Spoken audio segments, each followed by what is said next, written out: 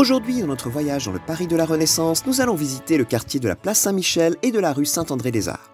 Signalons que la place Saint-Michel n'existait pas du tout sous François Ier, mais a été créée lors des travaux haussmanniens sous Napoléon III en 1855. Par contre, il existait bien un pont Saint-Michel avec des maisons, comme c'était l'habitude à l'époque. Vous remarquez aussi ces piliers en bois, et vous vous doutez que ce n'était pas très solide, et vous avez raison.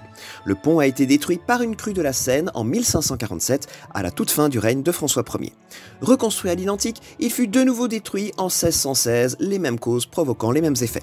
On se décida alors enfin à le reconstruire en pierre. Pourquoi ce nom de Saint-Michel ? Cela vient de la chapelle Saint-Michel ou Saint-Michel du Palais qui se trouvait sur l'île de la Cité à côté de la Sainte-Chapelle. La chapelle Saint-Michel date des années 1100 et a été utilisée de temps à autre pour le baptême des futurs rois de France comme Philippe Auguste par exemple. Elle a été détruite en 1784. C'est ainsi que le nom de Saint-Michel a migré vers le sud.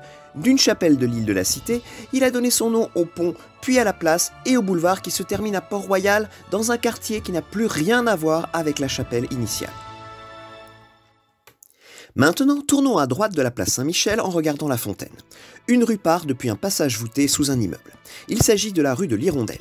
Et cette rue cache une demeure avec une salamandre au-dessus de sa porte d'entrée. La salamandre qui crache des flammes est l'emblème de François Ier. On la voit partout au château de Blois et de Chambord. Ici, elle indique la maison qui était occupée par Anne de Pisseleu, l'une des favorites du roi. En remerciement de sa compagnie, François Ier fera ériger le comté d'Étampes, qui appartient à son mari, en duché, faisant d'Anne de Pisseleu la duchesse d'Étampes, et son mari un duc.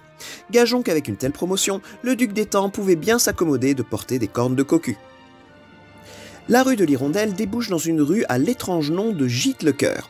On pourrait y voir une allusion aux amourettes du roi, mais en fait le nom de la rue provient plus de la queue que du cœur, si je puis m'exprimer ainsi. Le nom actuel est une déformation de Gilles Lequeux, un cuisinier du roi Eudes qui a régné dans les années 890.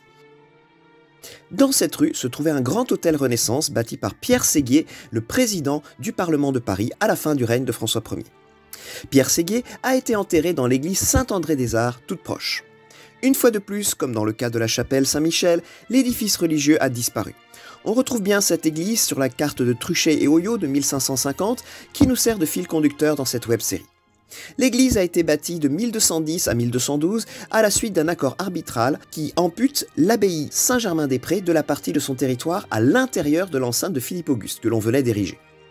En 1545, le grand chirurgien Ambroise Paré, qui habitait d'ailleurs dans une rue qui a été absorbée par la place Saint-Michel, fait baptiser son fils François dans cette église.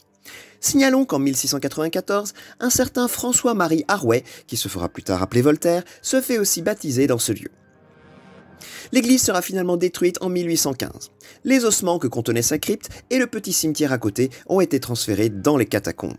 En plus d'y faire baptiser son fils, Ambroise Paré s'est fait enterrer dans l'église Saint-André-des-Arts. Donc les restes du plus grand chirurgien de son époque se trouvent vraisemblablement quelque part dans ce tas d'os que vous voyez. Sic transit gloria mundi.